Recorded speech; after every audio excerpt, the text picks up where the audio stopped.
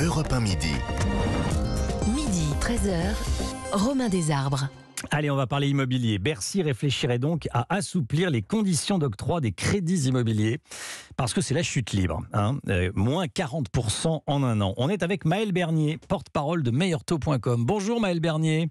Bonjour Romain Desarbres. Merci beaucoup d'être avec nous. On a besoin de vos lumières, que vous nous expliquiez la situation. Ça évolue beaucoup en ce moment, l'immobilier. Ça évolue toujours, mais enfin, particulièrement en ce moment. Bon, les banques accordent très peu de prêts immobiliers, c'est ça ? Alors écoutez, vous vous souvenez quand on se parlait il y a quelques mois, je vous disais tout est bloqué, Oui. on n'a plus aucun dossier qui part en banque. Oui. Bon, c'est ce qu'on voit aujourd'hui dans les chiffres de la Banque de France. Vous savez, il y a toujours un effet retard. Donc effectivement, on a aujourd'hui des chiffres, on est quasiment à moins 50 par rapport à l'année dernière sur la production de crédit immobilier en mars. Ça veut dire quoi ? Ça veut dire qu'on a tout bloqué le système à l'automne.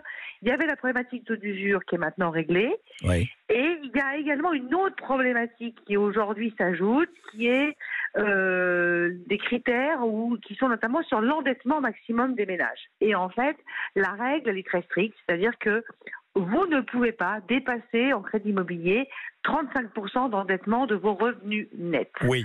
Et cette règle, elle est absolument incontournable et elle s'applique à tous de la même manière. Et donc, c'est pour ça que Bercy se dit peut-être que les règles, elles sont un peu trop strictes, peut-être qu'on bloque des Français qui sont parfaitement finançables, sans risque, et qu'il est peut-être temps de revenir un peu sur ces règles qui, par ailleurs, disons-le, moi j'ai toujours trouvé un peu trop strict puisque les banques françaises savent faire leur job, donc elles n'avaient pas besoin de règles en plus. Oui, alors, pour être extrêmement clair, une banque n'a pas le droit de prêter à quelqu'un, à un couple, à un ménage, si le remboursement du crédit représente plus de 35% des revenus du ménage. C'est ça. C'est exactement ça. Mais oui, mais ça me paraît sain, ça. Parce que au-delà, ça peut créer des problèmes de remboursement. Et qu'est-ce que vous en pensez ? C'est très sain. Sauf que cette règle, elle s'applique de la même manière que vous gagnez, pour être caricatural, oui. 10 000 euros, 15 000 euros ou 3 000. Oui, d'accord. Or, précédemment, ce qui se passait, avant qu'on ait ces règles, les banques disaient, bon ok, on a cette règle en gros d'un tiers des revenus, on la connaît, enfin c'est un peu la règle n'est pas écrite, mais on va surtout regarder ce qu'on appelle le reste à vivre. Oui. C'est-à-dire qu'on va dire, ok, un couple par exemple qui gagne 5 000 euros et qui n'a plus d'enfants à charge, il a un reste à vivre de temps. Un même couple qui gagne 5 000 euros, mais qui a 3 enfants, dont 2 étudiants qui sont partis faire leurs études, il n'a pas le même reste à vivre. Oui. Évidemment, il a plus de dépenses. Et donc, les banques considéraient en disant, pour le couple 1, on peut peut-être dépasser, on peut par exemple leur permettre de faire un investissement locatif. Parce qu'aujourd'hui, l'investissement locatif est en perte de vitesse complète à cause de ces règles. Ça veut dire qu'aujourd'hui, même des bons dossiers ont des difficultés à obtenir un prêt. Même des couples avec un bon dossier, enfin des couples ou pas des couples d'ailleurs, mais même des bons dossiers ont des difficultés à obtenir un prêt. Ça, c'est la situation aujourd'hui. Oui. C'est la situation aujourd'hui et c'est particulièrement vrai sur les investissements locatifs, les résidences secondaires. On a vu les chiffres la semaine dernière des résidences secondaires qui s'effondraient. C'est normal, parce que quand vous êtes une résidence secondaire, par définition, vous avez une résidence principale. Et donc, vous avez souvent encore un crédit dessus. Et si vous avez cette fameuse règle des 35% qui s'applique de manière très stricte, vous ne passez pas. Oui. Et puis, il y a un autre bout, il y a une autre partie de la population qui souffre quand même aussi de ces règles, c'est les primo-accédants, c'est-à-dire ceux qui achètent pour la première fois. Et eux, aujourd'hui, ils se prennent de plein fouet la hausse des taux. Ils ont pour beaucoup pas énormément d'épargne parce qu'ils sont jeunes. Ouais. Et ils ont cette règle très stricte qui, effectivement, les bloque. Mais encore une fois, c'est des règles de prudence. Pour le coup, pour les primo-accédants, je pense qu'il y a des règles de bon sens et c'est peut-être pas si mal.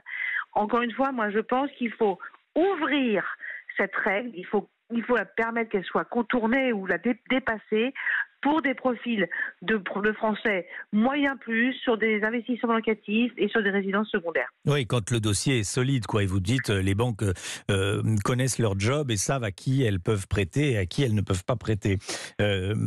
On est avec Nathalie qui nous appelle et qui est banquière patrimoniale. Alors vous devez connaître ça par cœur, ces sujets. Par cœur, bonjour Nathalie. Oui, bonjour. Alors vous dites, je travaille dans ce secteur, je ne pense pas qu'il faille assouplir les conditions. Alors expliquez-nous pourquoi. Alors, donc il y a différentes choses qui ont été évoquées par la précédente intervenante. Oui, Maëlle Bernier qui est toujours avec nous. Oui.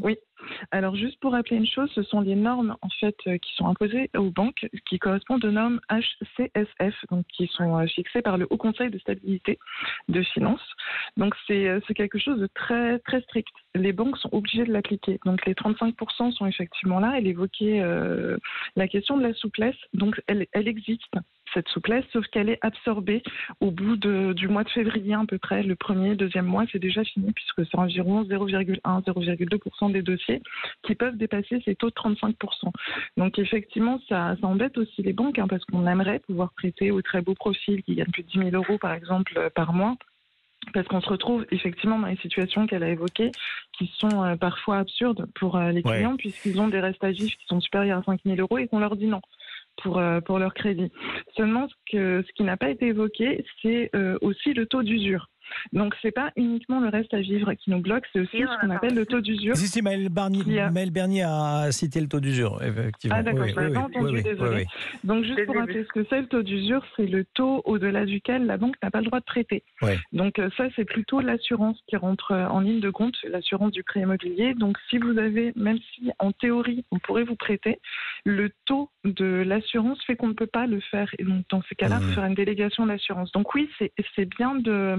Enfin, moi, je ne suis pas spécialement pour assouplir au maximum parce qu'on va se retrouver dans la situation qui a été évoquée qui n'est pas que pour les primo-accédants. Hein. C'est pour l'ensemble de la population. C'est ça.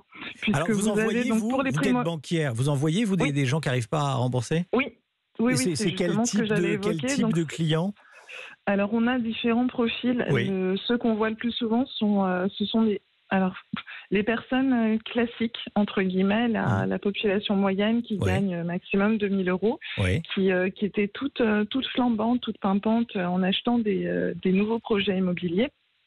Sauf que 2 ans après, on se retrouve en pleine crise et 100 euros, 200 euros, ça fait toute la différence. Ils ne peuvent pas rembourser. Donc on se retrouve dans le cas où on est obligé d'augmenter, par exemple, l'enveloppe du découvert pour leur permettre de rembourser la première traite de la mensualité, ce qu'on n'avait absolument pas avant. Ou alors pour des beaux profils aussi, des classes moyennes supérieures qui ne peuvent pas forcément rembourser parce qu'ils se sont retrouvés avec leur résidence principale, la résidence secondaire et puis il y a une résidence locative et le locataire ne peut pas payer. Le temps que l'assurance de loyer impayé se mette en place ou ne fonctionne pas tout court, mais elle se retrouve avec un taux d'endettement qui explose. Donc on a ces différents profils. Donc il faut être prudent, si je retiens ce que vous voulez nous dire. Il faut être prudent. Maëlle Bernier, qu'est-ce que vous répondez ? Vous dites oui, il faut rester sur la prudence et les banques. Moi, on est totalement en phase. Hein. Encore une fois, je pense qu'on avait bien dit qu'il fallait justement faire attention auprès de qui on contournait.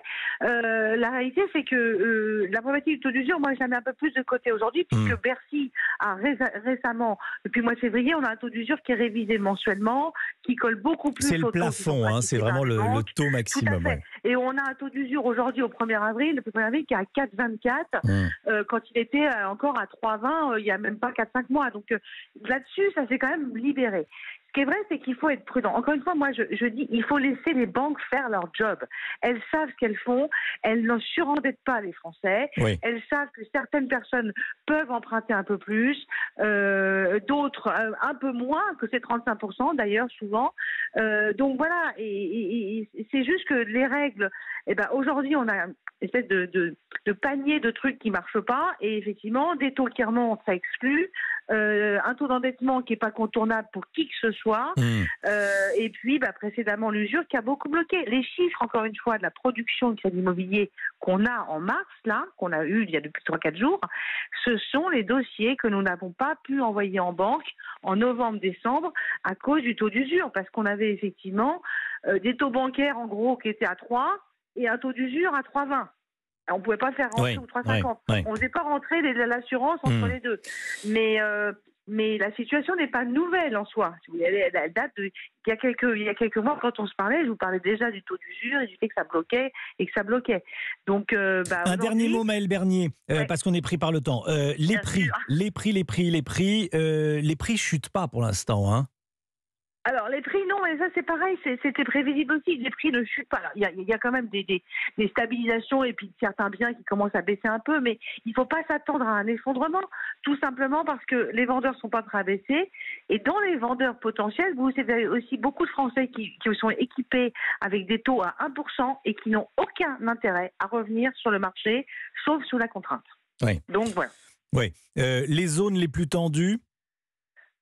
Les zones les plus tendues, en fait, c'est des zones et c'est surtout des biens. Et c'est différent. C'est très compliqué de dire des zones tendues ou pas tendues parce que ça dépend des biens. Même dans une même ville, vous avez des grosses différences. Les villes moyennes, ça commence à stagner un peu, mais c'est pas sur tous les biens.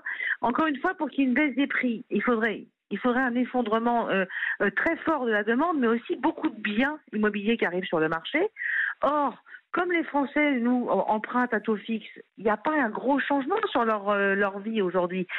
Donc, ils ne sont pas contraints de vendre comme peuvent l'être nos amis espagnols et anglais qui, eux, ont des mensualités qui augmentent. Nous, les mensualités sont fixes. Voilà. Merci. Donc, on a un marché immobilier qui est plus stable. Mais je me tais après.